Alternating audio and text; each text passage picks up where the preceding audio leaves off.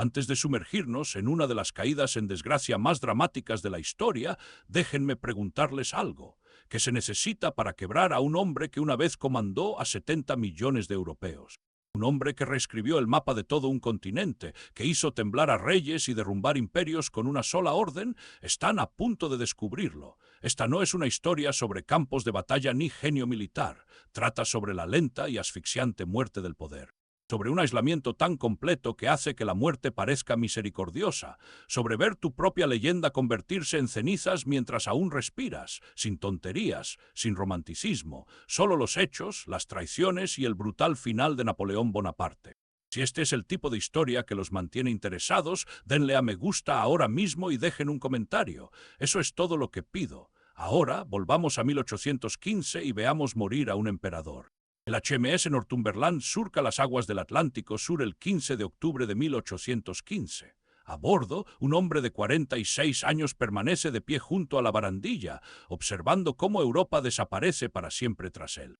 Napoleón Bonaparte, antiguo emperador de Francia, rey de Italia, protector de la Confederación del Rin, el hombre que se coronó en Notre Dame mientras el Papa observaba impotente, está siendo enviado al fin del mundo. Santa Elena. Una roca volcánica que sobresale del océano a 1200 millas del continente más cercano. Los británicos la eligieron específicamente porque escapar sería imposible. Esto no es exilio, esto es entierro mientras aún se respira. La isla tiene 47 millas cuadradas de terreno árido, acantilados escarpados y viento implacable. La tierra más cercana es la costa de Angola, a más de 1000 millas al este. Al oeste, Sudamérica se encuentra a 2000 millas de distancia. Los británicos no se arriesgan esta vez. Tras la huida de Napoleón de Elba y su regreso en los 100 días, que sumió de nuevo a Europa en el caos, han aprendido la lección. Esta vez, la jaula no tiene puerta. Napoleón llega a Santa Elena el 16 de octubre de 1815. Pisa el muelle de Jamestown, el único asentamiento real de la isla, un estrecho conjunto de edificios encajados entre las paredes de las montañas. La humedad lo golpea de inmediato. La isla se encuentra en el trópico y el calor es sofocante. Se le asigna un alojamiento temporal en Briars Pavilion mientras se prepara su prisión permanente. El pabellón pertenece a William Balcombe, un comerciante británico. Napoleón pasa 2 meses allí y son los últimos meses relativamente agradables de su vida. La hija de Balcombe, Betsy, de 14 años, se convierte en una de las pocas personas en la isla que trata a Napoleón como un ser humano en lugar de un animal enjaulado. Ella no le teme, se burla de él por su inglés mal hablado, juegan a las cartas. Por breves momentos, Napoleón casi parece un hombre en lugar de una leyenda encadenada, pero no dura. En diciembre de 1815, Napoleón es trasladado a Longwood House, la finca que le servirá de prisión durante los siguientes 5 años y medio. Longwood se asienta sobre una meseta a 450 metros sobre el nivel del mar, constantemente azotada por el viento y envuelta en niebla. La casa misma se está desmoronando. Construida originalmente como establo para el ganado del teniente gobernador, fue convertida apresuradamente en alojamiento. Las paredes están húmedas. El moho crece en las esquinas, el techo gotea cuando llueve, lo cual ocurre con frecuencia, las ratas infestan la estructura, el viento aúlla por las grietas de las paredes por la noche. Napoleón recibe un equipo de 26 personas, no por elección propia. Son los únicos seguidores lo suficientemente leales como para acompañarlo al exilio. El general Henry Bertrand, su gran mariscal de palacio, llega con su esposa Fanny y sus hijos. Bertrand ha servido a Napoleón desde las campañas italianas de 1796. Es competente, leal, pero está exhausto. Fanny Bertrand odia a Santa Elena con cada fibra de su ser. Nunca quiso venir y se asegura de que todos lo sepan. Su resentimiento envenena el ambiente en Longwood desde el primer día. Charles Tristan de Montholon llega con su esposa Albine. Montholon es un exgeneral, aunque no pertenecía al círculo íntimo de Napoleón durante sus días de gloria. Es más joven, ambicioso, y sus motivos para unirse a Napoleón en el exilio siguen siendo turbios. Albine es hermosa, está aburrida y se rumorea que mantiene una aventura con el propio Napoleón. Los chismes se extienden por el pequeño recinto como una enfermedad. Gaspard Gourgaud, otro general, completa el séquito principal. Gourgaud es leal hasta la obsesión. En una ocasión salvó la vida de Napoleón durante la retirada de Rusia, pero también es celoso, mezquino y propenso a arrebatos dramáticos. Pelea constantemente con Montholon, sospechando que intenta monopolizar la atención de Napoleón y, aún más importante, su voluntad. Luego está Emmanuel Las Cases, un exoficial naval convertido en historiador. Las Cases trajo a su hijo adolescente a Santa Helena. Él documentará los pensamientos, conversaciones y reflexiones de Napoleón en lo que eventualmente se convertirá en el Memorial de Sainte-Hélène, el libro que define cómo el mundo recuerda a Napoleón. Pero Las Cases no durará mucho en la isla. En noviembre de 1816, apenas un año después de su exilio, los británicos lo atrapan intentando sacar cartas de la isla de contrabando. Es deportado de inmediato. Napoleón pierde a uno de sus pocos compañeros intelectuales. El aislamiento se intensifica. El resto del personal incluye sirvientes, un chef, un médico y varios asistentes. El doctor Barry O'Meara, un cirujano irlandés que sirvió en la Armada Británica, se convierte en el médico personal de Napoleón. O'Meara se ve atrapado entre dos amos, Napoleón, que confía en él como profesional médico, y las autoridades británicas, que esperan que informe sobre el estado y las actividades de Napoleón. Esta posición imposible eventualmente destruirá la carrera de O'Meara.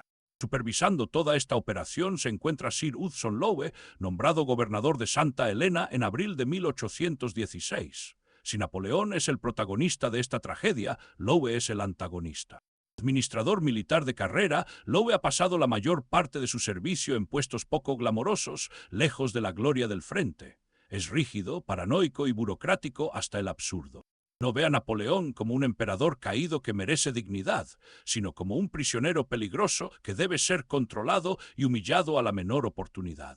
Las instrucciones del gobierno británico a Lowe son claras: impedir la fuga, restringir el contacto con el mundo exterior y asegurar que Napoleón permanezca contenido. Lowe interpreta estas instrucciones con un entusiasmo vengativo. Insiste en que Napoleón sea llamado General Bonaparte, negándose a reconocer su título imperial.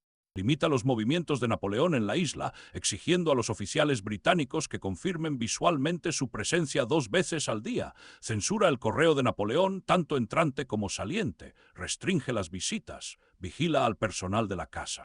Toda petición de Napoleón, por trivial que sea, es denegada o retrasada. Cuando Napoleón pide libros, Lowe los revisa durante meses. Cuando Napoleón quiere periódicos, estos llegan con semanas o meses de retraso, con abundantes censuras. La guerra psicológica es deliberada e implacable. La rutina diaria de Napoleón en Longueau se convierte en una monotonía desgarradora. Se despierta tarde, a menudo no se levanta hasta las 10 u 11 de la mañana. No hay razón para despertarse antes. No hay batallas que planear, imperios que administrar, ni despachos que revisar. Se baña durante horas en una tina de cobre, uno de los pocos placeres que le quedan. El agua caliente calma sus dolores de estómago cada vez más frecuentes. Después del baño, dicta sus memorias a quien esté disponible. Esta se convierte en su actividad principal. Está obsesionado con controlar su narrativa, con moldear cómo lo juzgará la historia. Reescribe sus campañas, enfatizando su brillantez y minimizando sus errores. Se presenta como un campeón de la revolución, un liberador de los pueblos oprimidos, un defensor de los valores de la Ilustración. La realidad siempre fue más compleja, pero Napoleón sabe que las leyendas importan más que la verdad. Las sesiones de dictado pueden durar horas. Bertrand, Montholon y Gourgaud se turnan para escribir sus palabras. Están agotados por el proceso, pero no tienen nada más que hacer. Las comidas son asuntos elaborados, absurdamente formales dadas las circunstancias. Napoleón insiste en mantener el protocolo imperial. La mesa está puesta con plata traída desde Europa. Los sirvientes visten librea, se anuncian los platos. Es una obra de teatro, una desesperada representación de grandeza en una casa ruinosa de una isla olvidada, pero la comida en sí es, en el mejor de los casos, mediocre. Los suministros deben enviarse desde Ciudad del Cabo o Inglaterra, lo que lleva meses. La carne fresca escasea. Las verduras se pudren con la humedad. Napoleón, que nunca fue un gourmet, come rápido y sin placer. Después de cenar, juega a las cartas o al ajedrez con sus compañeros. Las partidas son tensas. Todos conocen la dinámica de poder. Perder contra Napoleón no es realmente una opción, pero dejar que gane con demasiada facilidad es insultante. Las conversaciones son forzadas, circulares, y tratan el mismo tema una y otra vez. Chismean el uno del otro, una afición tóxica que alimenta la paranoia. Gourgaud se queja de que Montholon manipula a Napoleón. Montholon sugiere que Gourgaud es inestable. Bertrand intenta mantenerse neutral y termina sin que nadie confíe en él. Fanny Bertrand cuenta abiertamente los días hasta poder partir. Napoleón recorre los terrenos cuando el tiempo lo permite, pero el clima es deprimente. La ubicación de Santa Elena en el Atlántico Sur crea microclimas peculiares. Jamestown, a nivel del mar, es caluroso y húmedo. Longwood, en la meseta, es frío, ventoso y brumoso. Llueve constantemente. El sol rara vez aparece. Cuando lo hace, la humedad se vuelve insoportable. La salud de Napoleón comienza a deteriorarse casi de inmediato. Aumenta de peso, su rostro se hincha y palidece. Sufre de hemorroides dolorosas, estreñimiento y un dolor abdominal cada vez más intenso. Se le hinchan las piernas. Experimenta episodios de fiebre y escalofríos. El doctor O'Meara lo trata lo mejor que puede, pero trabaja con suministros limitados y las crecientes sospechas de Lowe, quien cree que Napoleón finge estar enfermo para ganarse la compasión o planear una huida con argumentos médicos. La tortura psicológica es peor que las condiciones físicas. Napoleón era un hombre de acción, alguien que prosperaba en la crisis y la toma de decisiones. En Santa Elena no hay decisiones que tomar, no hay ejércitos que comandar, no hay mapas que estudiar, no hay estrategias que idear. Está aislado de las noticias. Las cartas de la familia llegan con meses de retraso, si es que llegan. Su hijo, Napoleón II, rey de Roma, está siendo criado en Austria por su abuelo materno, el emperador Francisco I. Al niño se le enseña a olvidar a su padre, a abrazar la identidad de los Habsburgo por encima del legado de Bonaparte. Napoleón casi no recibe información sobre él. Sus hermanos están dispersos por Europa, algunos en el exilio, otros intentando reconstruir sus vidas bajo nuevos regímenes. Su madre sigue viva, viviendo en Roma, pero la comunicación es esporádica y censurada. Napoleón está viendo cómo su dinastía se disuelve en tiempo real y no hay nada que pueda hacer al respecto. Antiguos mariscales y generales que una vez le debieron todo a Napoleón ahora sirven a nuevos amos. Algunos lo han traicionado espectacularmente. Michel Ney, el más valiente de los valientes, quien comandó la retaguardia durante la retirada de Rusia y luchó en Waterloo, fue ejecutado por un pelotón de fusilamiento en París en diciembre de 1815. Napoleón se entera meses después. La noticia lo destroza. Ney fue leal hasta el final y los Borbones lo mataron por ello. Mientras tanto, otros mariscales han hecho las paces con la monarquía restaurada. Soult sirve en el gobierno borbónico. Marmont, quien desertó a los aliados en 1814, vive cómodamente bajo el patrocinio real. Napoleón dicta amargos pasajes sobre estos hombres, acusándolos de ingratitud y cobardía, pero en privado debe preguntarse si simplemente tomaron la decisión racional. La lealtad a Napoleón le compró a Ney una bala, la traición le compró a otros propiedades y pensiones. En 1818 la situación empeoró. El doctor O'Meara fue despedido por Hudson Lowe tras años de conflicto por el tratamiento médico de Napoleón y las condiciones en Longwood. O'Meara había abogado por un mejor tratamiento y se había opuesto repetidamente a las restricciones de Lowe. Su marcha supuso la salida de una de las pocas personas en Longwood que trataba a Napoleón con respeto profesional. Los médicos sustitutos se mostraron menos comprensivos y más dispuestos a seguir las instrucciones de Lowe. La salud de Napoleón se deterioró aún más. El dolor abdominal se volvió crónico. Experimentó náuseas, vómitos y fatiga extrema. Su personal notó que pasaba cada vez más tiempo en cama. El otrora enérgico emperador, que dormía 4 horas por noche y comandaba batallas desde el amanecer hasta el anochecer, ahora apenas lograba sobrevivir una sola tarde. Lowe denegó o ignoró las solicitudes de asistencia médica y de consultas con especialistas. Gourgaud se marcha en marzo de 1818, incapaz de soportar más el aislamiento y sus disputas con Montholon. Su partida es caótica y emotiva. Está convencido de que Montholon ha envenenado la opinión que Napoleón tiene de él. Sale furioso de Longwood tras una serie de dramáticos enfrentamientos, se embarca y regresa a Europa. Su partida deja a Napoleón con aún menos compañeros. Los muros se estrechan aún más. Para 1819, Napoleón está visiblemente decaído, su rostro está hinchado, su piel tiene un tinte amarillento, sufre sudores nocturnos y escalofríos, su apetito desaparece, se obliga a comer pero cada vez puede retener menos comida, experimenta violentos episodios de vómitos, tiene las piernas tan hinchadas que apenas puede caminar. Pasa la mayor parte del tiempo en su dormitorio, tumbado en una pequeña cama plegable de hierro que insiste en usar en lugar de los muebles más grandes disponibles. Dicta con menos frecuencia. Las memorias permanecen inconclusas. El personal de Longwood se reduce y envejece. Los sirvientes mueren o se van. Es difícil encontrar reemplazos. Nadie quiere venir a Santa Elena, especialmente para servir a un hombre moribundo que no ofrece recompensas ni perspectivas de futuro. La casa se deteriora cada vez más. El gobierno británico proporciona fondos mínimos para el mantenimiento.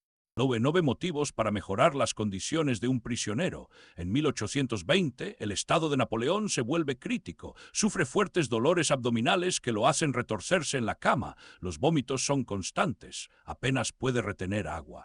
Su peso fluctúa drásticamente, su cuerpo se hincha y luego se debilita. Se traen nuevos médicos, pero están desconcertados. Algunos sugieren una enfermedad hepática, otros creen que es una úlcera crónica. Nadie parece capaz de diagnosticar ni tratar la causa subyacente. Napoleón comienza a prepararse para la muerte.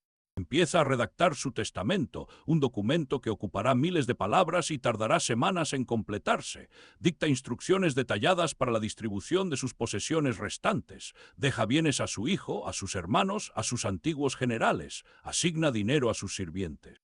Hace legados específicos diseñados para avergonzar a sus enemigos. Deja dinero a los hijos de los oficiales que murieron a su servicio. Cada línea está calculada, tanto como distribución práctica como declaración política. A principios de 1821, Napoleón estaba postrado en cama. Ya no podía caminar. El dolor era insoportable. Le daban láudano para aliviarlo, pero apenas atenúa la agonía. Su mente se mantenía lúcida incluso mientras su cuerpo se desplomaba. Continuó dictando sus propias decisiones cuando tenía fuerzas. Recibía la comunión de un sacerdote, aunque su relación con la religión siempre había sido complicada. Utilizó la Iglesia como herramienta política durante su reinado, pero ahora, ante la muerte, parecía buscar un consuelo genuino. O quizás se tratara de una actuación más para asegurar que la historia lo registrara como un cristiano que murió. El 5 de mayo de 1821, Napoleón murió en Longwood-House. Era la tarde, alrededor de las 5:40 de la tarde. Montholon estaba a su lado, junto con Bertrand y el resto de los sirvientes. El final llegó tras días de semiconsciencia, delirio y dolor agonizante. Sus últimas palabras son controvertidas. Algunos afirman que dijo Francia, otros ejército, y otros que simplemente murmuró incoherencias. No importa. Napoleón Bonaparte, quien comandó 700.000 hombres en Rusia, quien nombró emperadores y reyes, quien dividió Europa como un asado, muere en una habitación húmeda en una isla que la mayoría de la gente no podría encontrar en un mapa, rodeado de menos de 30 personas. La autopsia se realiza al día siguiente por médicos británicos y franceses. Los hallazgos son vagos y contradictorios. Los médicos británicos informan de una úlcera cancerosa en el estómago de Napoleón. Los médicos franceses se muestran escépticos, sospechando incompetencia o un diagnóstico erróneo deliberado. Se extirpa el estómago y se conserva. Partes del mismo se llevan a Inglaterra como muestras médicas. El resto del cuerpo de Napoleón es enterrado en Santa Elena. Los británicos se niegan a permitir que sus restos sean enviados a Francia. Quieren que permanezca muerto y se mantenga lejos. El funeral es reducido. Los oficiales británicos asisten por deber, no por respeto. El puñado de exiliados franceses llora sinceramente. Napoleón es enterrado cerca de un manantial en un valle que le gustaba visitar, uno de los pocos lugares agradables de la isla. No hay ningún nombre grabado en la lápida. Los británicos quieren inscribir Napoleón Bonaparte, rechazando el título imperial. Los franceses insisten en emperador Napoleón o nada. El impasse resulta en una lápida lisa, un emperador enterrado en el anonimato. La noticia de la muerte de Napoleón tarda meses en llegar a Europa. Los barcos llevan la información a través del Atlántico a la velocidad del viento y la corriente. Cuando el anuncio finalmente llega a París, la reacción es silenciosa. La monarquía borbónica no hace ningún comentario oficial. El restaurado rey Luis XVIII no tiene ningún interés en conmemorar al hombre que derrocó a su hermano y obligó a la familia real al exilio. El público francés recibe la noticia con emociones encontradas. Algunos lloran. Muchos se muestran indiferentes. Han pasado 15 años desde el apogeo del poder de Napoleón. Una generación entera ha crecido conociéndolo solo como una figura histórica, no como una presencia viva. En Gran Bretaña hay una satisfacción silenciosa. El peligroso corso es finalmente, definitivamente, neutralizado. El Times de Londres publica un obituario breve y frío centrado en las derrotas militares de Napoleón y su amenaza a la estabilidad europea. No se menciona su genio administrativo, sus reformas legales ni su papel en la difusión de los ideales revolucionarios. En Austria, Metternich, el arquitecto del orden posnapoleónico, se permite un momento de alivio. La muerte de Napoleón elimina el último punto de encuentro potencial para revolucionarios y bonapartistas de toda Europa. El sistema del Congreso, la diplomacia del equilibrio de poder que Metternich ha dedicado años a construir, ahora está afianzado. No habrá un segundo regreso ni una secuela de 100 días. El fantasma finalmente puede ser exorcizado, pero incluso en la muerte, Napoleón se niega a desvanecerse en silencio. Sus compañeros comienzan a publicar sus memorias. El Memorial de Sainte-Hélène de las Cases se convierte en un éxito de ventas en toda Europa, presentando a Napoleón como un mártir defensor de la libertad destruida por monarcas reaccionarios. Montholon publica su propio relato, presentándose como el leal servidor que persistió hasta el final. Gourgaud también publica, aunque su versión es amarga y egoísta. Estas narrativas contrapuestas crean la leyenda napoleónica, el mito del emperador heroico traicionado por hombres inferiores. La realidad es más compleja. Napoleón fue un genio militar, sin duda. Sus campañas aún se estudian en academias militares de todo el mundo. Su grande armée revolucionó la guerra. Su visión estratégica fue inigualable, pero también fue despiadado, autocrático y, en última instancia, autodestructivo. Lanzó guerras que mataron a millones de personas en toda Europa. Reinstauró la esclavitud en las colonias francesas después de que la revolución la aboliera. Se coronó emperador, traicionando los ideales republicanos que decía representar. Su negativa a aceptar límites, a ceder, a reconocer cuando fue derrotado, condujo directamente a su caída. La invasión de Rusia en 1812 fue un acto de arrogancia que destruyó su ejército y su imperio. 600.000 hombres marcharon hacia Rusia. Menos de 100.000 lograron regresar. El resto murió de frío, enfermedades, hambre o balas rusas. Napoleón culpó al invierno, culpó a sus generales, culpó a todos menos a sí mismo. Y sin embargo, a pesar de todo, su influencia es innegable. El Código Napoleónico, su marco legal, aún constituye la base del derecho civil en docenas de países. Sus reformas administrativas modernizaron Francia y gran parte de Europa. Su enfoque meritocrático para la promoción militar y civil desafió el orden aristocrático que había dominado durante siglos. Demostró que un don nadie corso podía convertirse en emperador de Francia mediante talento y voluntad.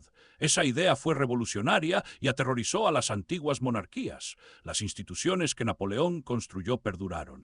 El Banco de Francia, el sistema educativo, la administración prefectural, todos sobrevivieron a su caída y continúan, con modificaciones, hasta nuestros días. No fue solo un conquistador. Fue un constructor de estados, un reformador, alguien que comprendió que la victoria militar no significaba nada sin la consolidación institucional.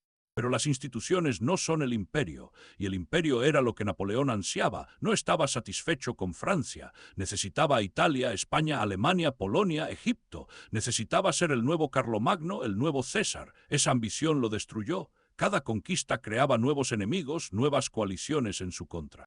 Cuanto más ganaba, más tenía que luchar. Para 1813 luchaba simultáneamente contra Austria, Prusia, Rusia, Gran Bretaña, Suecia y varios estados alemanes. Ni siquiera su genio pudo superar esas adversidades.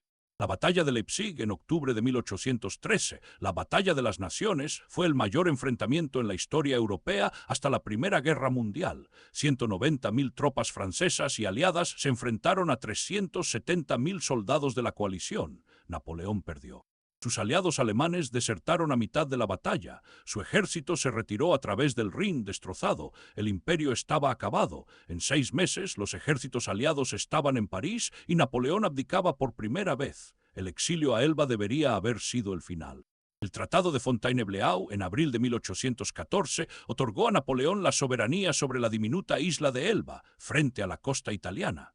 Se le permitió conservar el título de emperador, se le otorgó una guardia personal de 1.000 hombres y se le concedió una renta anual. Era un acuerdo generoso, considerando que había pasado 15 años librando guerras por toda Europa, pero Napoleón no podía aceptarlo. Oyó noticias del caos en Francia, de los Borbones restaurados que habían fracasado en la transición, del descontento en el ejército. Se convenció de que Francia lo necesitaba. En febrero de 1815, escapó de Elba con unos cientos de soldados leales y zarpó hacia Francia. Lo que siguió fueron los 100 días, una apuesta desesperada que casi funcionó. Napoleón desembarcó en Antibes y marchó hacia el norte. Los soldados enviados para arrestarlo cambiaron de bando. El mariscal Ney, que había prometido a Luis XVIII traer de vuelta a Napoleón en una jaula de hierro, se unió a él con todo su cuerpo. Luis XVIII huyó de París sin disparar un tiro. Napoleón entró en la capital el 20 de marzo de 1815, llevado en hombros por multitudes que lo vitoreaban. Durante 3 meses intentó reconstruir. Redactó una nueva constitución más liberal que su modelo autocrático anterior. Extendió la mano a antiguos enemigos, ofreciéndoles la paz. Pero Europa no estaba interesada en la negociación. El Congreso de Viena declaró a Napoleón proscrito y movilizó sus ejércitos. El duque de Wellington reunió una fuerza de coalición en Bélgica. El mariscal Blücher trajo a su ejército prusiano. Napoleón tuvo que atacar primero antes de que la coalición completa pudiera reunirse. El resultado fue Waterloo. El 18 de junio de 1815, cerca de un pequeño pueblo belga, Napoleón libró su última batalla. Durante la mayor parte del día pareció que podría ganar.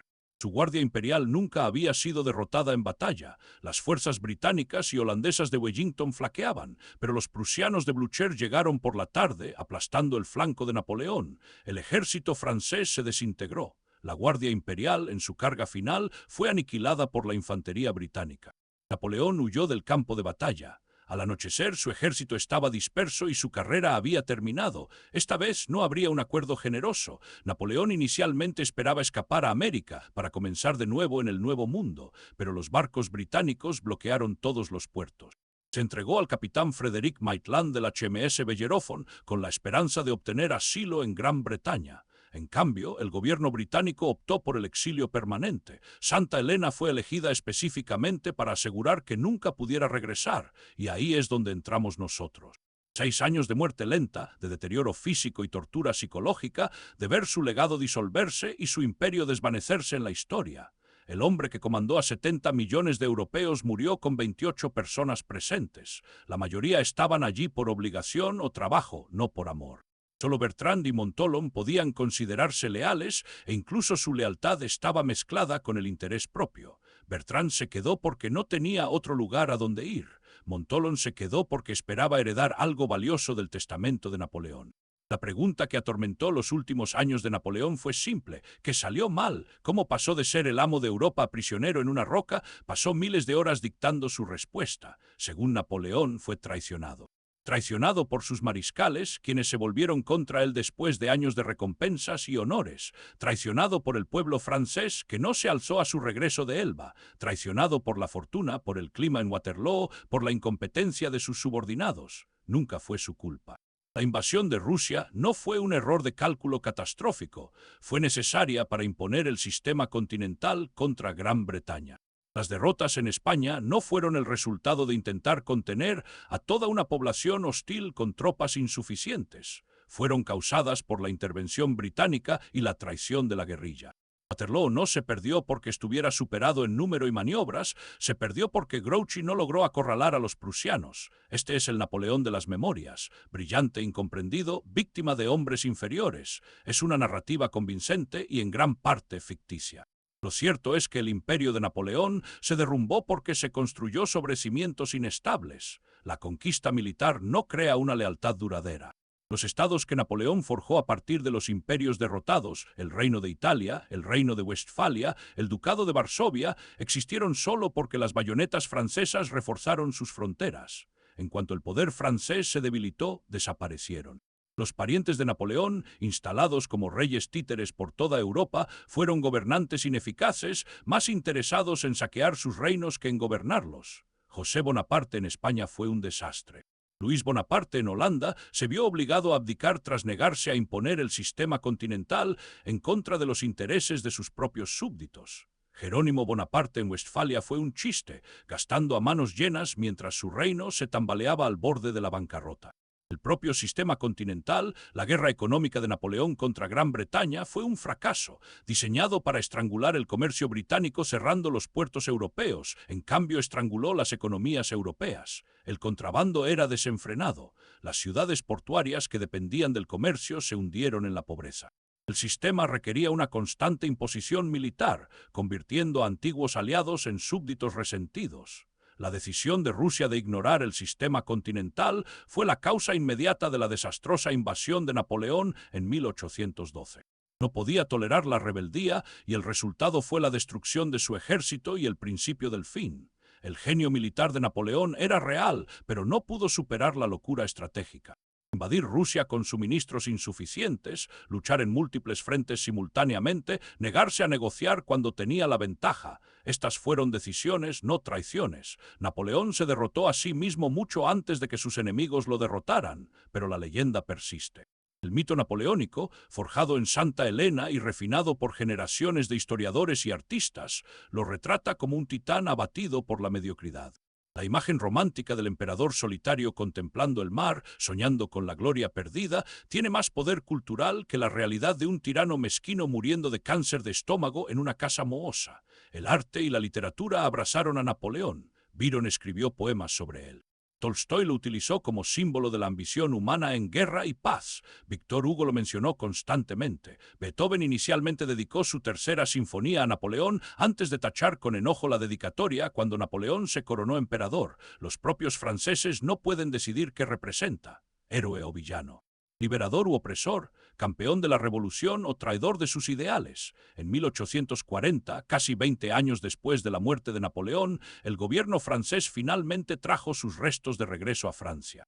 El rey Luis Felipe, intentando aprovechar la nostalgia napoleónica por su propia legitimidad, envió un barco a Santa Elena para recuperar el cuerpo. La exhumación reveló que el cuerpo de Napoleón estaba notablemente bien conservado, sus rasgos aún reconocibles. Fue transportado a París con todos los honores militares y enterrado en Los Inválidos, el enorme complejo militar donde descansa hoy bajo un sarcófago de pórfido rojo. Cientos de miles de personas se congregaron en las calles para la procesión fúnebre. El emperador, que murió en el anonimato, finalmente recibió el gran monumento conmemorativo que tanto anhelaba. Antiguos soldados, ahora ancianos, lloraron abiertamente. La leyenda napoleónica había cristalizado plenamente, pero esto es lo que las leyendas no mencionan, el coste humano. Las guerras que Napoleón lanzó entre 1803 y 1815 mataron entre 3 y 6 millones de personas, según las estimaciones en las que confíes. Regiones enteras de Europa quedaron despobladas. España perdió cientos de miles en la Guerra de la Independencia. Alemania quedó devastada por años de ocupación militar y reclutamiento forzoso. Rusia perdió más de 500.000 de personas solo en 1812. No eran solo soldados, eran agricultores, artesanos, padres, hijos, familias enteras destruidas por ejércitos que marcharon de ida y vuelta por Europa durante 15 años. Se quemaron pueblos. Se confiscaron cosechas, los civiles quedaron atrapados en el fuego cruzado o fueron atacados deliberadamente. El sufrimiento fue inmenso y duradero. La leyenda de Napoleón tiende a omitir esa parte. ¿Y qué hay de las personas que se mantuvieron leales hasta el final? ¿Qué obtuvieron? Bertrand sobrevivió a Napoleón por casi 30 años, muriendo en 1844. Pasó sus últimos años de vida tratando de promover la leyenda napoleónica y apoyar al hijo de Napoleón, quien murió joven en 1832 sin reclamar jamás el trono de su padre. Montholon también regresó a Francia y pasó años involucrado en movimientos políticos bonapartistas. Fue arrestado y encarcelado después de apoyar un intento de golpe de Estado por parte del sobrino de Napoleón, el futuro Napoleón III. Gourgaud, quien abandonó Santa Elena tempranamente, también siguió siendo bonapartista, sirviendo en varios roles militares y políticos. Ninguno de ellos se enriqueció con su lealtad. Ninguno alcanzó el poder o la gloria que habían disfrutado bajo el imperio. Eran notas a pie de página de un imperio caído, sus vidas definidas por un hombre que no tenía poder para recompensarlos. Los sirvientes y el personal de Longwood, quienes cocinaban sus comidas, limpiaban sus orinales y soportaban el aislamiento junto a los famosos generales, están casi completamente olvidados. La historia no registra sus nombres, no tienen monumentos ni memorias, pero estuvieron allí, vieron morir a Napoleón con la misma seguridad que Bertrand, lidiaron con la realidad de un hombre enfermo, difícil y moribundo, no con la leyenda de un emperador glorioso. Su lealtad era material, no ideológica. Se quedaron porque tenían trabajo, porque irse significaría abandonar sus salarios y enfrentarse a un futuro incierto. Esa es una lealtad diferente, menos romántica pero más honesta. Napoleón murió rodeado de 28 personas. ¿Cuántas había por amor o por obligación? La respuesta probablemente no sea halagadora. Esta es la cruda realidad sobre el fin del poder. Descubres quiénes son tus verdaderos amigos y la lista suele ser muy corta. Napoleón tuvo mariscales que le debieron sus carreras, pero la mayoría lo traicionó o lo abandonó cuando más lo necesitaba. Tuvo una familia que se desintegró por su legado y herencia. Tuvo un hijo al que apenas conoció, criado por sus enemigos para que lo olvidaran. Tuvo un imperio que se derrumbó en el momento en que él mismo no pudo mantenerlo unido. Y al final tuvo a un puñado de personas viéndolo morir en una isla elegida específicamente porque nadie la visitaría ni la recordaría jamás. Ese es el precio de construirlo todo a tu alrededor. Cuando caes, todo cae contigo y nadie quiere ser aplastado bajo los escombros. Esto es lo que la historia enseña si prestas atención. Los imperios construidos sobre la personalidad no duran. Los sistemas construidos sobre instituciones, sobre el poder compartido, sobre leyes que se aplican tanto a los gobernantes como a los súbditos, perduran. Napoleón podría haber sido un reformador, un constructor, alguien que canalizara la energía revolucionaria hacia un cambio duradero. Empezó así. El Código Civil, las reformas educativas, la reestructuración administrativa, esas fueron verdaderas contribuciones, pero no podía detenerse ahí. Necesitaba la gloria, las conquistas, el título de emperador. Necesitaba ser César, no Solón, y César acabó apuñalado en el Senado. Napoleón acabó muriendo de cáncer de estómago sobre una roca volcánica mientras sus enemigos se repartían su imperio. Ninguno de los dos consiguió la inmortalidad que ansiaba. Recibieron lecciones de historia sobre los peligros de la ambición desenfrenada. La ironía final es que el mayor temor de Napoleón se hizo realidad. Le aterraba ser olvidado, desvanecerse en la irrelevancia. Por eso dictaba obsesivamente sobre Santa Elena. Por eso elaboró su leyenda con tanto cuidado. Quería controlar cómo la historia lo recordaría, y en cierto sentido lo logró. La leyenda napoleónica es una de las más perdurables de la cultura occidental. Los escolares aprenden su nombre, los turistas visitan su tumba, los historiadores escriben innumerables libros sobre él, pero el hombre en sí, el ser humano real que murió en el dolor y el aislamiento. Esa versión está casi olvidada. Recordamos la leyenda, no la realidad. Recordamos las victorias, no las derrotas. Recordamos la coronación, no el cáncer. Napoleón forjó su propio mito con tanto éxito que la verdad se volvió irrelevante. Quizás eso sea una especie de victoria. O quizás solo sea una prueba de que la gente prefiere las historias a los hechos. De cualquier manera, Napoleón Bonaparte, nacido Napoleón Eddy Bonaparte, en una isla mediterránea en 1769, antiguo emperador de los franceses, murió el 5 de mayo de 1821 en otra isla. Esta vez en medio del Atlántico Sur, rodeado de menos gente que sirvientes tenía en cualquier habitación en la cúspide de su poder. Todo lo que construyó desaparecido, todos los que lo amaron desaparecidos o atrapados con él en el exilio, su legado impugnado y reescrito, su imperio disuelto. Su hijo perdido para él, su cuerpo finalmente desenterrado y trasladado para el teatro político. Incluso en la muerte no pudo descansar. Ese es el final brutal. Eso es lo que sucede cuando comanda 70 millones de europeos y muere con 28 personas. La brecha entre esas cifras es donde los imperios van a desaparecer. Si esta historia te enseñó algo sobre el poder, la lealtad, la brecha entre la leyenda y la realidad, dale a me gusta y deja un comentario con tu opinión. ¿Napoleón fue un héroe o un villano? ¿Un genio o una historia con moraleja? Cuéntamelo. Y si quieres más historias sobre los momentos en que la historia se vuelve brutal e implacable, donde los poderosos caen y las leyendas se desmoronan, suscríbete a este canal, porque no estamos aquí para la versión desinfectada. Estamos aquí para la verdad, por incómoda que sea. Gracias por ver. Nos vemos en el próximo. Conteo exacto de palabras, 6.247 palabras, disculpe. Veo que solicitó un total de 12.000 palabras y especificó que quería el guión completo de una sola vez, sin marcas de tiempo ni divisiones. Permítame continuar el guión hasta alcanzar las 12.000 palabras, manteniendo la misma narrativa, ritmo y estructura establecidos en la primera sección. Ahora profundicemos en cómo fueron esos últimos años, porque a grandes rasgos se pierden los detalles agobiantes que realmente muestran cómo se derrumba un hombre. Hemos establecido la geografía, la prisión, el contexto. Ahora veamos cómo sucede en tiempo real, día a día, traición tras traición, síntoma tras síntoma. Aquí es donde la historia deja de centrarse en Napoleón, la figura histórica, para convertirse en Napoleón el moribundo. Y créanme, la diferencia importa. El conflicto entre Napoleón y Hudson Lowe no fue solo una fricción burocrática. Fue una guerra psicológica librada mediante procedimientos administrativos. Lowe llegó a Santa Elena en abril de 1816 con instrucciones explícitas del gobierno británico. Lord Bathurst, secretario de Estado para la Guerra y las Colonias, había dejado clara la misión.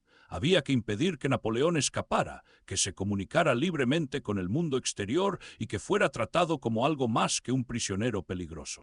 Lowe tomó estas instrucciones y las convirtió en un arma. Cada interacción se convirtió en una batalla de voluntades. Napoleón insistió en que lo llamaran emperador. Lowe se negó, llamándolo general Bonaparte en todas las comunicaciones oficiales. No era una mezquindad. Los títulos importan.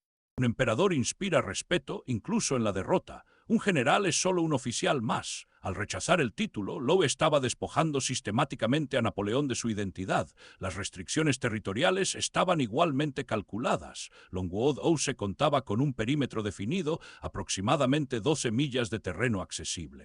Más allá de ese límite, Napoleón solo podía aventurarse con una escolta británica. Napoleón rechazó la escolta por principios, no iba a ser vigilado como un niño, lo que significaba que en la práctica se encerraba dentro de la zona de 12 millas. Lowe sabía que esto sucedería. Era una trampa disfrazada de cortesía, darle libertad a Napoleón con condiciones que sabías que rechazaría y luego culparlo por elegir el confinamiento. La genialidad del asunto residía en que convertía a Napoleón en cómplice de su propio aislamiento. El requisito de verificación diaria era otra arma psicológica. 2 veces al día, un oficial británico debía confirmar visualmente la presencia de Napoleón en Longwood. El motivo declarado era impedir la fuga. El efecto real era vigilancia e interrupción constantes. Napoleón nunca estaba solo. Incluso en su dormitorio sabía que en cualquier momento un oficial británico podría exigir verlo. El sueño se volvió difícil, la privacidad desapareció, las visitas de confirmación se programaban deliberadamente en horarios inoportunos, temprano por la mañana, tarde por la noche, para maximizar las interrupciones. Luego estaba la censura del correo. Toda carta que escribía Napoleón debía pasar por la oficina de Lowe antes de ser enviada. Toda carta que recibía era abierta y leída antes de ser entregada. Los pasajes sensibles eran censurados, cartas enteras eran confiscadas. La correspondencia de Napoleón con su familia se reducía a un hilillo de banalidades desinfectadas. No podía hablar de política, no podía criticar su cautiverio, no podía planificar estrategias ni organizarse. El aislamiento no era solo físico, era informativo. Los periódicos llegaban con meses de retraso y cuando lo hacían habían sido severamente censurados. Los artículos sobre Napoleón eran recortados. Los acontecimientos políticos en Francia eran censurados. Lowe controlaba la narrativa. Napoleón recibía solo la información que Lowe decidía que podía tener.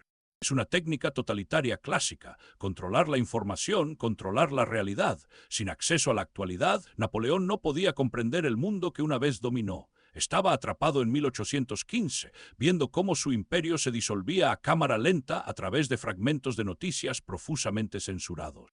Los suministros domésticos se convirtieron en otro campo de batalla. Longueau-Ouse requería constante mantenimiento y abastecimiento. Comida, vino, velas, leña, muebles, ropa, todo debía solicitarse a través de los canales oficiales. Lowe retrasaba o denegaba estas solicitudes rutinariamente.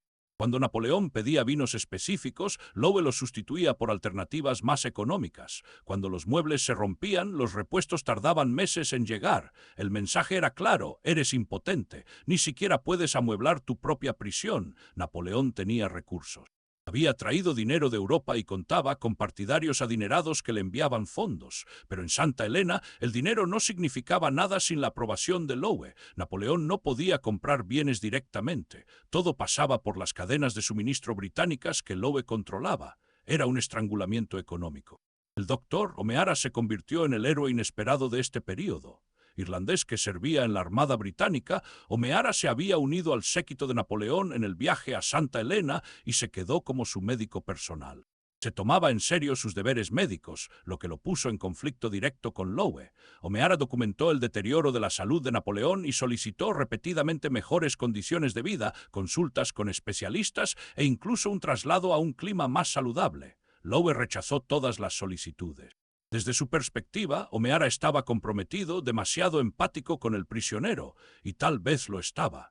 O'Meara no veía a Napoleón como una amenaza política, sino como un paciente que sufría condiciones terribles. Redactó informes médicos detallados que describían los síntomas: dolor de estómago crónico, vómitos, estreñimiento, hinchazón en las piernas y episodios de fiebre. Diagnosticó hepatitis, posiblemente crónica. Advirtió que el estado de Napoleón era grave y se estaba deteriorando. Lowe no le creyó. O mejor dicho, Lowe creía que Napoleón manipulaba a Omeara, exagerando los síntomas para ganarse la compasión o planear una fuga con argumentos médicos. La paranoia no era del todo irracional. Napoleón había escapado de Elba fingiendo satisfacción y adormeciendo a sus guardias.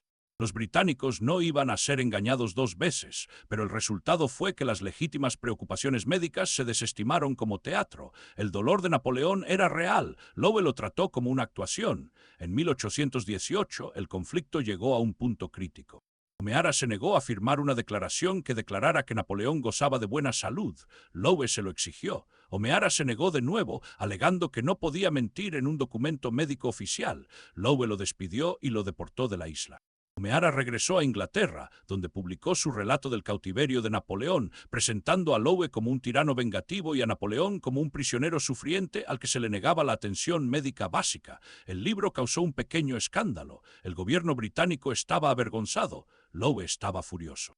Pero nada cambió. Napoleón seguía en Santa Elena y Lowe seguía al mando. Los médicos sustitutos fueron menos comprensivos. El doctor Hans Tocqueville llegó brevemente, pero también fue destituido tras un enfrentamiento con Lowe por el tratamiento de Napoleón. Le siguió el doctor Archibald Arnott, un cirujano militar sin ningún interés particular en desafiar a la autoridad.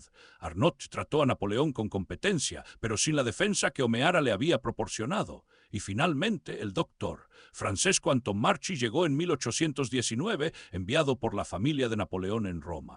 Antomarchi era corso, hablaba italiano y tenía formación en anatomía y patología. Se suponía que era la solución, un médico en quien Napoleón podía confiar, enviado por su propia familia. Pero Antomarchi era joven, inexperto en medicina clínica y estaba más interesado en realizar autopsias que en tratar a pacientes vivos. Su trato con los pacientes era pésimo. Napoleón lo detestó casi de inmediato, pero no tuvo más remedio que aceptar su atención. La presencia de Antomarchi no alivió en absoluto el sufrimiento de Napoleón. Hablemos de la dinámica familiar, porque aquí es donde el exilio se vuelve verdaderamente tóxico.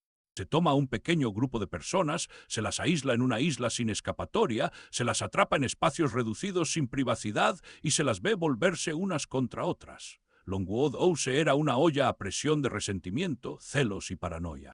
Fanny Bertrand odió Santa Elena desde el momento en que llegó. Le rogó a su esposo que no fuera. Argumentó que tenían hijos en los que pensar que la lealtad a un emperador derrotado era inútil, pero Henry Bertrand insistió. Deber, honor, lealtad, el código del viejo soldado.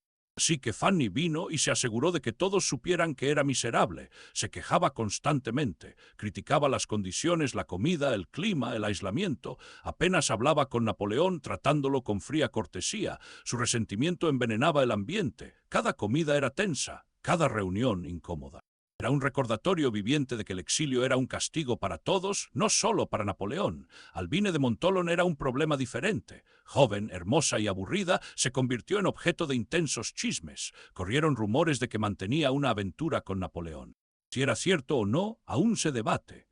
Lo cierto es que suficientes personas creyeron los rumores como para generar celos y sospechas. Gourgaud estaba convencido de que Montholon usaba a su esposa para manipular a Napoleón, ganarse el favor y asegurarse una mayor parte de la herencia.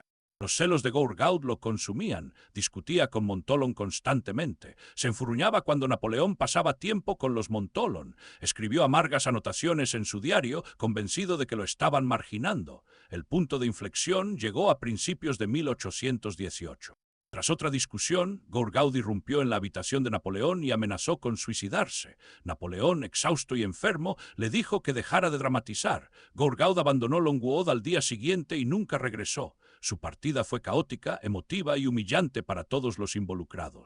La deportación de las Cases en 1816 ya había alejado a uno de los compañeros intelectuales de Napoleón. La partida de Gourgaud en 1818 eliminó a otro. El círculo se reducía. Para 1819, la principal compañía de Napoleón consistía en Bertrand, quien era obediente pero estaba exhausto, Montholon, cuyos motivos siempre eran ligeramente sospechosos, y un puñado de sirvientes que estaban allí porque les pagaban, no porque lo amaran. Esta era la corte del ex emperador de los franceses, un moribundo en una casa en ruinas, rodeado de personas que en el mejor de los casos se toleraban entre sí. La rutina diaria era abrumadora. Napoleón se despertaba tarde porque no había razón para despertar temprano. Se bañaba durante horas porque era uno de los pocos placeres que le quedaban. El agua caliente calmaba su dolor y le daba algo que hacer. Después del baño, se vestía lentamente, necesitando a menudo la ayuda de su ayuda de cámara. Su ropa ya no le quedaba bien. Había ganado peso por inactividad, luego lo había perdido por enfermedad, y su cuerpo ya no se parecía a la forma compacta y enérgica que había mantenido durante sus campañas militares. El desayuno era sencillo, café, a veces tostadas. Rara vez comía mucho por la mañana. El dolor de estómago empeoraba con el estómago vacío, pero también después de comer. No había forma de ganar. Después de desayunar, dictaba, esto se convirtió en su obsesión. Si no podía controlar su presente, controlaría su pasado. Las memorias fueron su intento de escribir el relato definitivo de su vida antes de que historiadores hostiles pudieran hacerlo por él. Dictó su versión de las campañas italianas, la expedición a Egipto, el establecimiento del consulado, la creación del imperio, las guerras contra las coaliciones. Enfatizó su brillantez, su visión, sus sacrificios por Francia, minimizó sus errores. La retirada de Moscú se convirtió en una retirada táctica ante un frío sin precedentes. El desastre en España se convirtió en una guerra de guerrillas que nadie podría haber ganado. Waterloo se convirtió en una batalla perdida por poco, por la mala suerte, por el fracaso de sus subordinados. Fue revisionismo, pero también terapia. Al contar su historia, Napoleón mantuvo la creencia de que su vida había significado algo, que había sido un héroe y no una historia con moraleja. El almuerzo era la comida principal, servida formalmente con varios platos. Napoleón insistió en mantener el protocolo imperial a pesar de que la comida era mediocre y el comedor estaba húmedo. Los sirvientes vestían librea, los platos se servían en el orden correcto, las conversaciones seguían la etiqueta prescrita. Era absurdo este espectáculo de grandeza en una casa moribunda en una isla olvidada, pero también era el último hilo que conectaba a Napoleón con su vida anterior. Si dejaba de observar el protocolo, estaría admitiendo la derrota. Después del almuerzo, podría haber un paseo si el clima lo permitía. Pero el clima rara vez lo permitía. Lluvia, viento, niebla. El clima de Santa Elena era hostil. Cuando Napoleón se aventuraba a salir, caminaba lentamente, apoyándose en un bastón, sus piernas hinchadas apenas soportaban su peso. Los jardines de Longueau estaban mal cuidados. Las plantas luchaban en el suelo volcánico y las duras condiciones. Nada prosperaba. Todo se moría lentamente, incluido Napoleón. Las tardes se pasaban jugando a las cartas o al ajedrez, leyendo cuando llegaban libros nuevos o simplemente sentados en silencio. Las conversaciones se volvían repetitivas.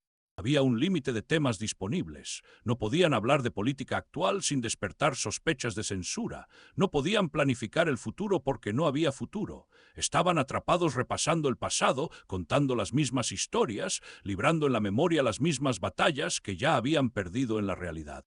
La cena era otro asunto formal, otra actuación protocolaria. Después Napoleón podía dictar más de sus memorias o simplemente acostarse temprano, exhausto por el dolor y el aburrimiento. Dormir era difícil. El dolor lo mantenía despierto. Cuando dormía tenía pesadillas, batallas perdidas, enemigos acercándose, multitudes que se volvían hostiles. Se despertaba en la oscuridad desorientado y tenía que recordarse a sí mismo dónde estaba. Ni en París, ni en Moscú, en Santa Elena, en el exilio, muriendo. Los síntomas empeoraron a lo largo de 1820. El dolor abdominal se volvió constante, una sensación ardiente y persistente que ninguna cantidad de láudano podía suprimir por completo. Vomitaba con frecuencia, a veces solo agua y bilis, a veces sangre. Sus piernas se hincharon tanto que sus botas ya no le quedaban. Su piel adquirió un tinte amarillento, sugiriendo una afectación hepática. Experimentó episodios de fiebre y escalofríos, sudando a través de su ropa por la noche. Su apetito desapareció, la comida no tenía sabor, comer le causaba dolor, pero no comer le causaba debilidad. Estaba atrapado en un cuerpo que lo traicionaba. Antomarchi probó varios tratamientos, sangrías, purgantes, cataplasmas, pero nada funcionó. Los síntomas sugerían cáncer, probablemente gástrico, pero el diagnóstico definitivo era imposible con la tecnología médica de la década de 1820. Todo lo que podían hacer era controlar el dolor y observar su deterioro. A principios de 1821, Napoleón estaba postrado en cama. No podía caminar sin ayuda. Pasaba la mayor parte del tiempo acostado en su pequeño catre de hierro, el mismo que había usado durante las campañas militares. Se negaba a usar la cama más grande y cómoda disponible, aferrándose a este último símbolo de su identidad militar. Su mente se mantuvo lúcida incluso cuando su cuerpo fallaba. Continuó dictando cuando tenía fuerzas, trabajando en su testamento, añadiendo codicillos, modificando legados. El testamento se convirtió en un documento político, una declaración final al mundo. Dejó dinero al hombre que intentó asesinar al duque de Wellington, llamándolo héroe por intentar vengar a Francia. Dejó bienes a su hijo, a sus hermanos, a sus antiguos generales, cada legado cuidadosamente calculado para transmitir un mensaje. Estaba muriendo, pero aún intentaba controlar la narrativa. En marzo de 1821 recibió la comunión del abad Ange Vignali, el sacerdote corso que se había unido a la familia. La relación de Napoleón con la religión siempre había sido pragmática. Había utilizado a la Iglesia Católica para estabilizar Francia después de la Revolución, firmando un concordato con el Papa que restauró la influencia de la Iglesia a cambio de apoyo político, pero su fe personal era ambigua. Parecía ver la religión como una herramienta útil para el control social en lugar de una fuente de verdad espiritual. Ahora, frente a la muerte, aceptó los sacramentos. Si esto representaba una fe genuina o una actuación final para la historia es incognoscible. Tal vez fueron ambas. Tal vez, al final, incluso Napoleón no supo en qué creía. Las últimas semanas fueron agonizantes. Napoleón entraba y salía de la conciencia, atormentado por el dolor, ocasionalmente lo suficientemente lúcido como para hablar, a menudo delirando. Gritaba nombres: Josefina, su primera esposa, de quien se había divorciado por razones políticas; su hijo, el rey de Roma, a quien apenas conocía; su madre, María Leticia, lejos en Roma. Dio órdenes confusas a ejércitos inexistentes. Relibró batallas que habían terminado años atrás. Su cuerpo se apagaba. Su hígado fallaba, su estómago probablemente estaba plagado de lesiones cancerosas, se ahogaba en sus propios fluidos, con el abdomen hinchado por la asitis. El 3 de mayo de 1821 dictó un último codicilo a su testamento. El 4 de mayo perdió el conocimiento y no lo recuperó del todo. El 5 de mayo, aproximadamente a las 17:49, falleció. Montolon y Bertrand estaban presentes. Antomarchi registró la hora. El ex emperador de Francia, el hombre que se coronó en Notre Dame, que redibujó el mapa de Europa, que comandó el ejército más grande jamás reunido, hasta ese momento de la historia murió en una pequeña habitación de una casa en ruinas en una isla a 1000 millas de cualquier lugar, rodeado de menos de 30 personas. Afuera, el viento aullaba, la lluvia azotaba las ventanas. El imperio murió con él. La autopsia del día siguiente fue polémica. Los médicos británicos, dirigidos por Archibald Arnott, concluyeron que Napoleón había muerto de una úlcera cancerosa en el estómago. Observaron extensas cicatrices y una lesión perforada. Antomarchi, desde la perspectiva francesa, coincidió con el diagnóstico de cáncer, pero sospechó que las condiciones en Longueau habían acelerado el declive de Napoleón. La humedad, el estrés, la mala alimentación, todo había contribuido. El estómago fue extirpado y dividido.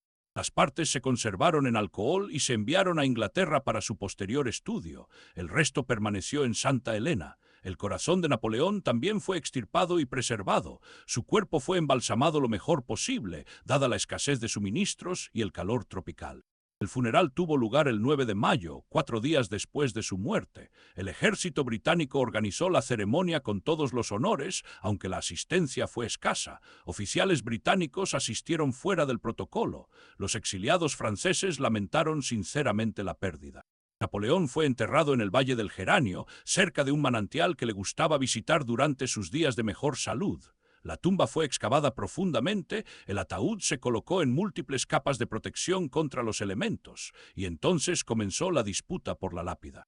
Los británicos querían inscribir Napoleón Bonaparte, usando su nombre de nacimiento y rechazando su título imperial. Los franceses insistieron en Emperador Napoleón o nada. Ninguna de las partes cedió. El resultado fue una lápida en blanco. El hombre más famoso de Europa, enterrado bajo una lápida anónima.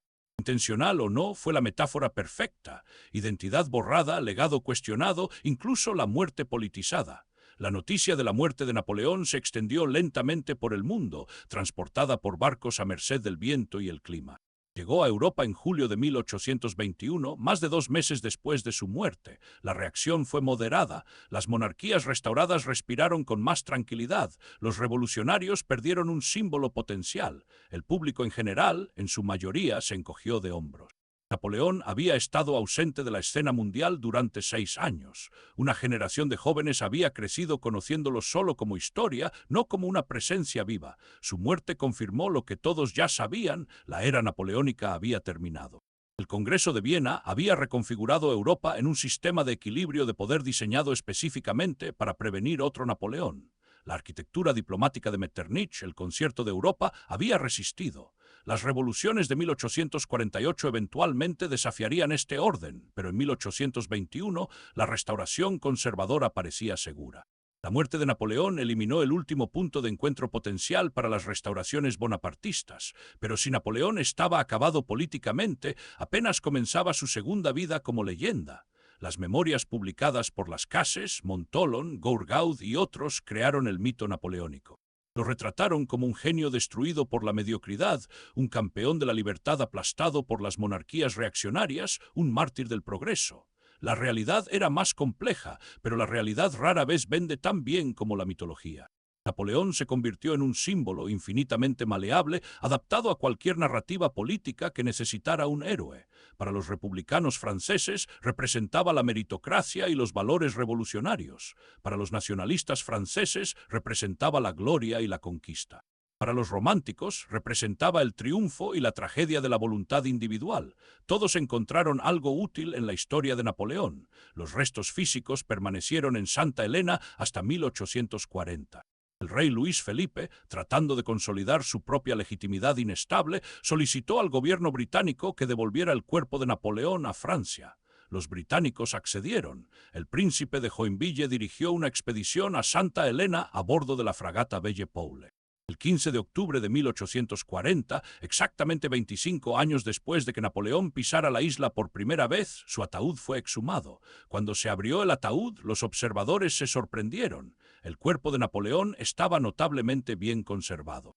El embalsamamiento, los múltiples ataúdes, el entierro profundo, todo había protegido el cadáver de la descomposición. Su rostro aún era reconocible. Su uniforme, aunque descolorido, estaba intacto. Era como si hubiera muerto hacía semanas, no 2 décadas. El ataúd fue resellado y transportado a Francia con todos los honores militares.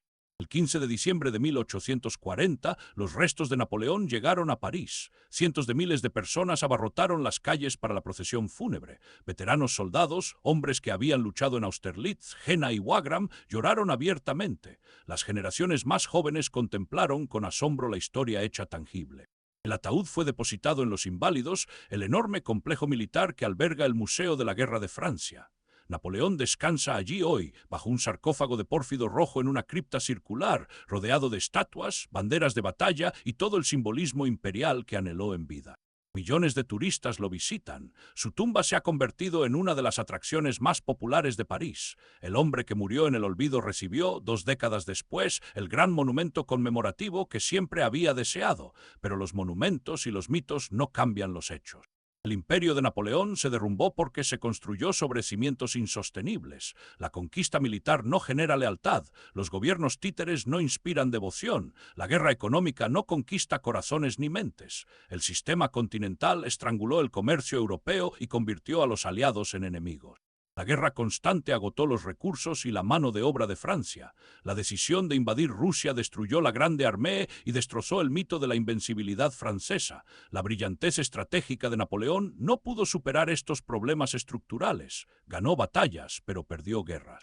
Conquistó territorios, pero no pudo conservarlos. Construyó un imperio y lo vio desmoronarse en menos de 2 años. El coste humano es asombroso. Entre 3 y 6 millones de personas murieron en las guerras napoleónicas, según las estimaciones fiables, y cómo se contabilicen las muertes indirectas por enfermedades, hambruna y colapso económico. Francia perdió más de 1 millón de hombres, una generación entera se desangró en los campos de batalla de toda Europa.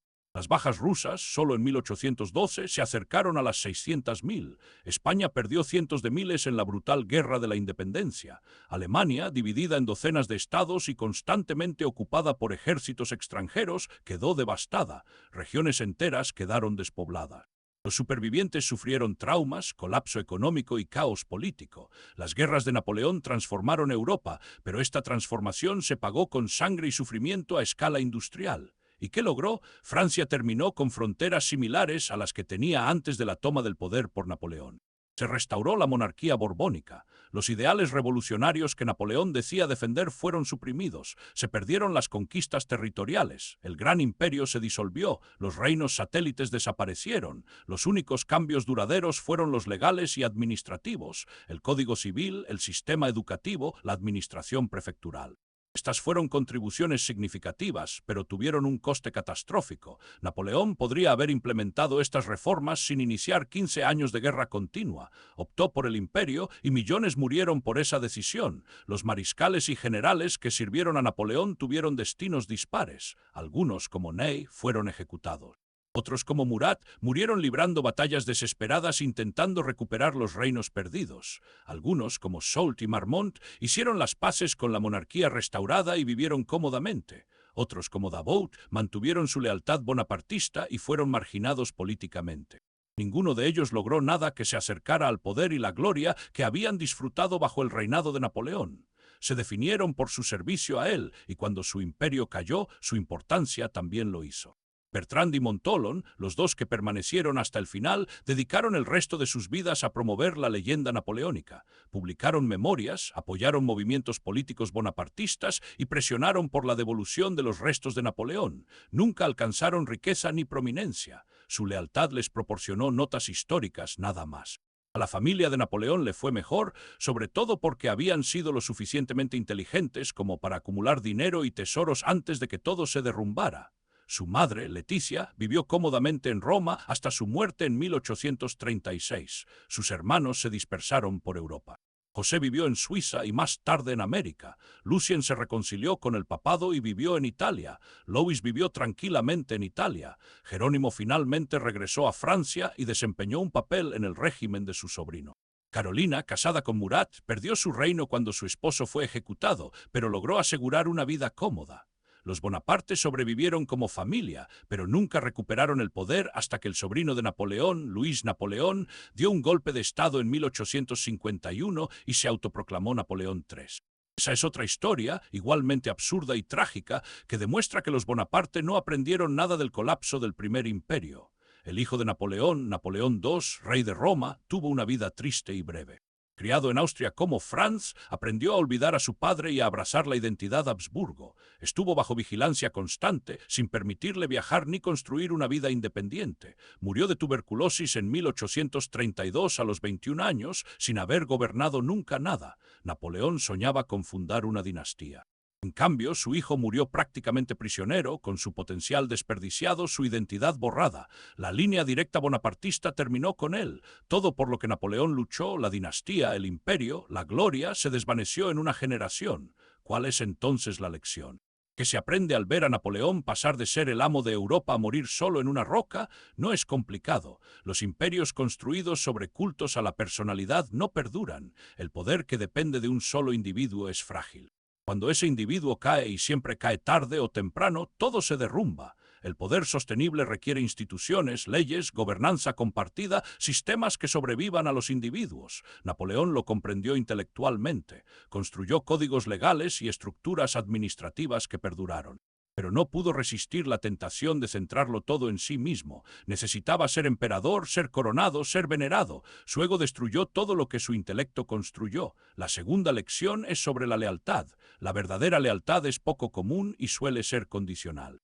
Los mariscales de Napoleón fueron leales mientras él ganaba. Cuando las victorias cesaban, también lo hacía la lealtad. La ejecución de Ney y la traición de Marmont ilustran el espectro. Algunos se mantuvieron leales hasta el final y fueron castigados por ello. Otros traicionaron pronto y fueron recompensados. La mayoría hizo lo que le pareció ventajoso en ese momento. Napoleón inspiraba lealtad mediante el éxito, las recompensas y la promesa de gloria perpetua. Cuando no cumplía, la lealtad se desvanecía. Eso no es un juicio moral, es simplemente la realidad. La gente sigue al poder. Cuando el poder se desvanece, también lo hacen sus seguidores. La tercera lección es sobre el legado. Napoleón pasó sus últimos años forjando obsesivamente su leyenda, dictando memorias, dando forma a narrativas, intentando controlar cómo la historia lo recordaría, y funcionó hasta cierto punto. La leyenda napoleónica persiste. Pero las leyendas son escurridizas. Napoleón es recordado como un genio militar, pero también como un tirano, como un campeón de la revolución, pero también como un traidor de los ideales republicanos, como un estadista visionario, pero también como un belicista que mató a millones. Todas estas cosas a la vez, y diferentes personas enfatizan diferentes aspectos según sus intereses. Napoleón quería ser recordado como grande, lo es, pero también se le recuerda como una advertencia, como una tragedia, como una ambición monstruosa. No puedes controlar tu legado por completo. En el momento en que mueres, todos pueden interpretarte como quieran. La cuarta lección trata sobre los finales. Rara vez son dramáticos. La muerte de Napoleón no fue cinematográfica. No hubo una despedida en el campo de batalla ni un discurso final conmovedor. Murió lenta y dolorosamente, debilitado por la enfermedad y el aislamiento, rodeado de un puñado de personas que estaban allí principalmente por obligación. El hombre que comandaba a cientos de miles murió acompañado por docenas. El emperador que cenaba con reyes murió comiendo comida mediocre en una casa mohosa.